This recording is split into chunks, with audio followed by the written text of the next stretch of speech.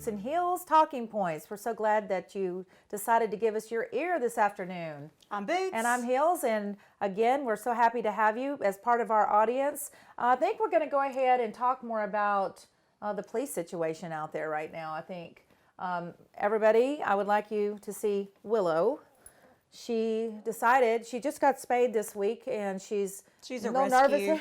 Yes, she is, and you can see more about Willow on our website at redbootsandheels.com, our rescue mission, and she is one of our rescues that has found a permanent home with me. But she doesn't want to be away from me right now, so it's okay that she sits here with us. Yeah, she's not feeling very good. She's not feeling good. But we're going to talk a little bit more about the police, and we're going to talk a little bit more about some of the cases that are involving the police right now. The one that is, right now that's happened is the Ma'Khia Bryant case. And as speculations keep happening and things keep coming out, you have, all of these people that are, spitting out all kinds of ideas of what coulda, shoulda, woulda happened if they would have done this differently and what have you. But I know we talk about it quite a bit. Mm-hmm. But, how do you go about judging that type of situation? How do you determine what's the right move to make when you're actually in the situation? Right, because the officer involved, he had just a moment to make a split-second decision to save someone else's life. In a perfect world, she would have stopped. The Bryant girl would have stopped, dropped the knife, and the problem could have been resolved with officials. I don't know. What do you do? Well, you just wish it would have happened, that something else would have happened. I wish that it wouldn't have been lethal. I wish that, this kid, 16 years old, would have the chance to better her life and go on and into, adulthood and do some good in her life. I wish she was alive. There's no question there. But I'm also not going to point my finger and push blame on the police officer who was in a very critical situation. And, there were other children at risk there. I don't know why no one's talking about this, but I saw the video of the foster father kick a girl's head on the ground. One of the girls, I guess, that she was fighting with, kicked her head so hard it looked like that he basically was aiming for a football and trying to make a field goal with it, and it literally toppled the girl over on the ground. I know. I'm really curious about what led up to the whole thing, because when you try to look it up or you try to get any information on it, there's really not a lot out there except by the girl's aunt.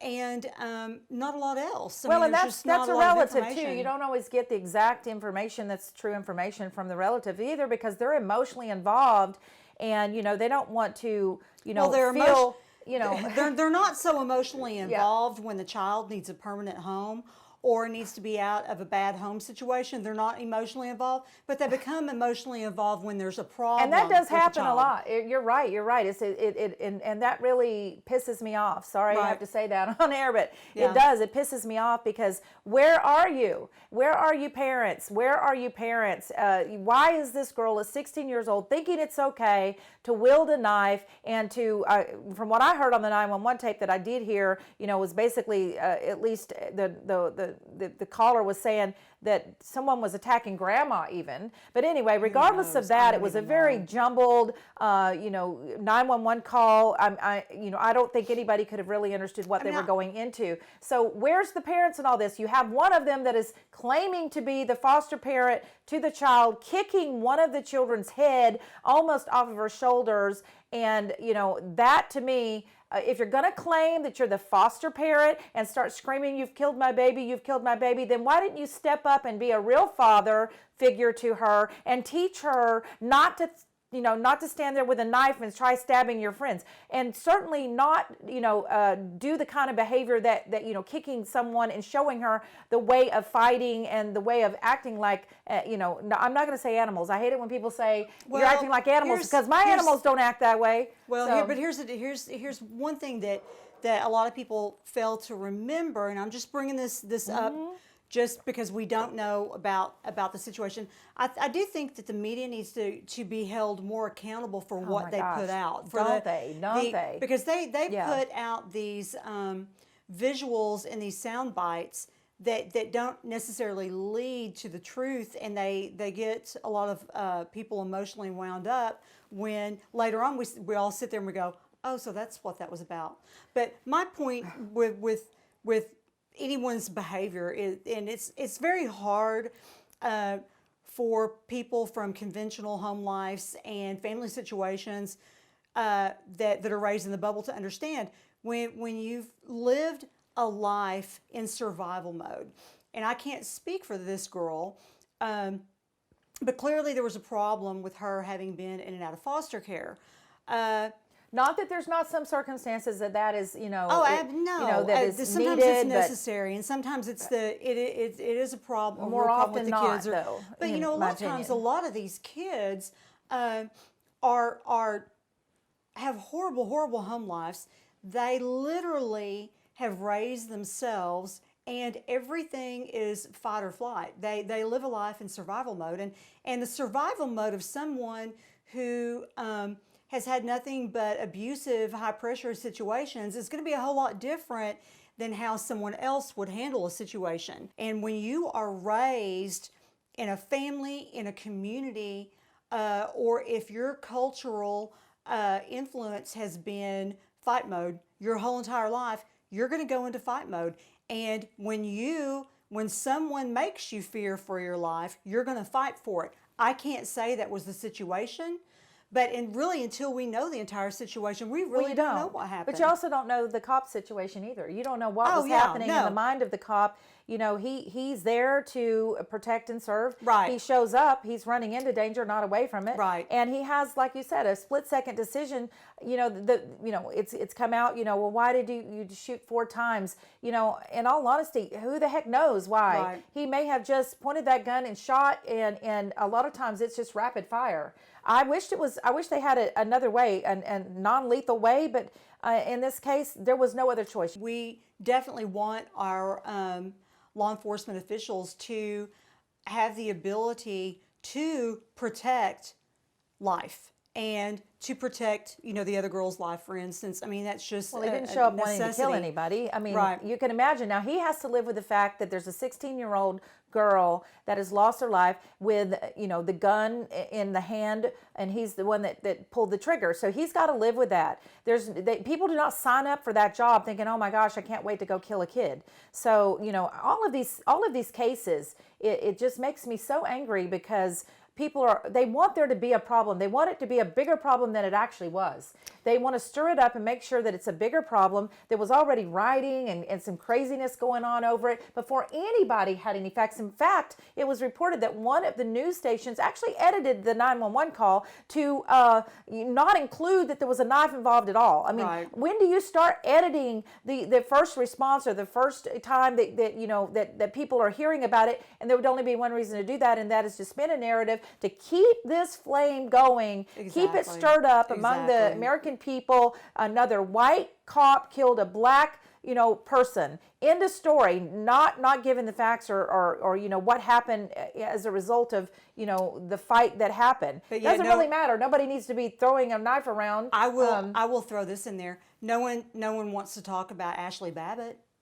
Yeah, nobody. So, yeah, I mean, we don't talk about things like that, which there's actions have consequences all the way around. But no one brings that up. But that's just a whole other ball of wax that we'll talk about. It's actually not. It's another situation where people rush to judgment and they think, oh, she's climbing through a window and she was shot. But so yeah, that's the reason they don't talk about it, is because it doesn't fit the narrative that they're spinning right now. Right now in America, it is paramount. Okay, for the biased news outlets and for people to claim victimhood and to keep the rhetoric stirred up among the people. And these cases that happen every single day, police run into danger every single day. There is life taken every single day in these types of situations, but you're not going to hear about all of the ones that happen unless, to be quite honest, it has something to do with black on white. Well, and that's unfortunate because the racial divide is it's just horrible. The reality is, in America, the latest stats say that we had 60 to 65 million interactions between police and civilians in the last year. And out of those, we had roughly 1,004 deaths at the hands of police officers, and almost all those being completely justified. So, I mean, is it a problem? We've got 60 to 65 million interactions. It's really not. If you really look at the true stats, it's really not a problem. It's kind of like COVID, okay? It's terrible. It's a bad situation, but you can inflame and make the realities not reality, and make everything appear to be a problem. Right.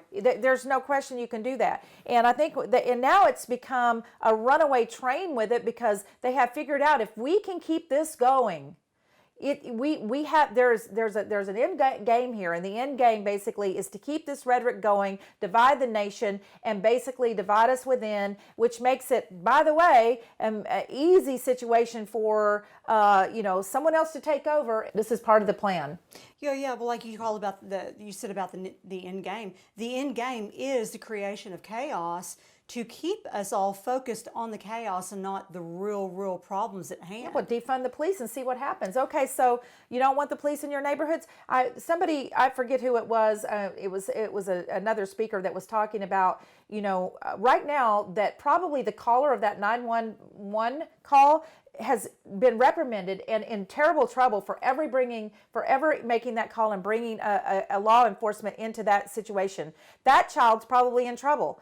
If it's not Ma'Khia that made the call, which, there's all kinds of, bad information out there, so we don't know really what's happened with that. But if that is the case, and that child is reprimanded because they were in fear and they called the cops, this is what I'm trying to say. It comes from the parenting. It comes from that, what's supposed to be a stable unit surrounding these children and giving them support and showing them the right way, and, not teaching them that they're victims and that, that the cops are bad.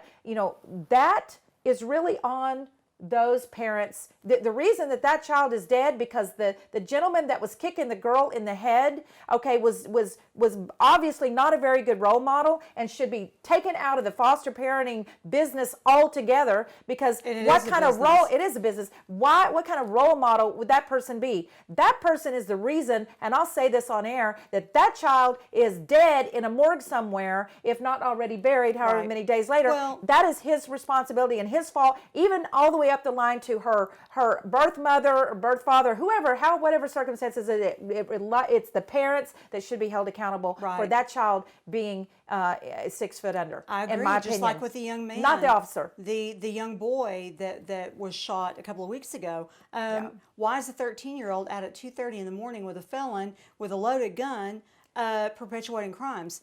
Parents. The parents. I mean, at what point do we address the real root problem of this situation we have? No. And that is parenting, bringing children into the world that you are not equipped or have no intention of properly nurturing, loving, or raising. I will say, I'll make a disclaimer there, that not all of the time that, perfect parents do sometimes have, children that end up being bad. Right. But, when you see the majority of this as being, that they are, not being parented, and they are allow the freedoms of to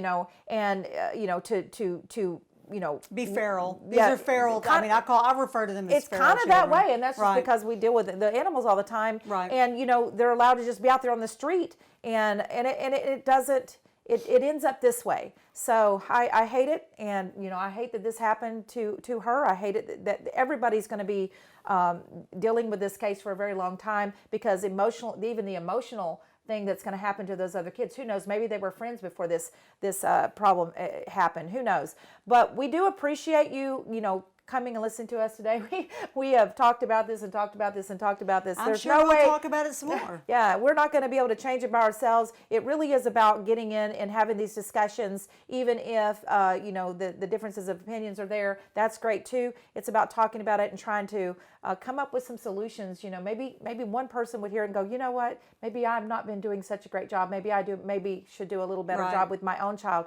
And that's really what it's about. So thank you so much for tuning in to redbootsandheels.com. Go to our website there, and also email us at talkingpoints@redbootsandheels.com, all lowercase.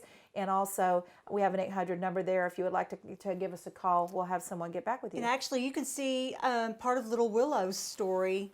And she's curled up in Mama's, and she is in Mama's lap because she doesn't feel well. She does not feel well and doesn't want me even a minute from her. So guess what? We have to cater to her. And she's precious. Yeah, she is precious. But And she anyway. needs a haircut, but she doesn't feel like getting one right now. Just like she is a beautiful baby. So absolutely, go to our rescue mission. It's Pets and Politics. And I mean, you'll be able to view Boots and I, doing a lot of rescuing, because that's what we do. We're even more passionate about the animals than we are politics. We really are. They're absolutely, without a doubt. And yes, her tongue does hang out of her face, but that's because I had to have all of her teeth pulled extracted because she had a terrible, terrible infection whenever I picked her up off the streets, and she was in pretty bad shape. But anyway, so she's not sticking her tongue out at you. She just can't help it. So, and that actually lends to how cute I think she precious. is. She is. Yeah. So thank you again for tuning in. We appreciate it, and we'll see you next time on Red Boots and Heels. Bye-bye. Bye.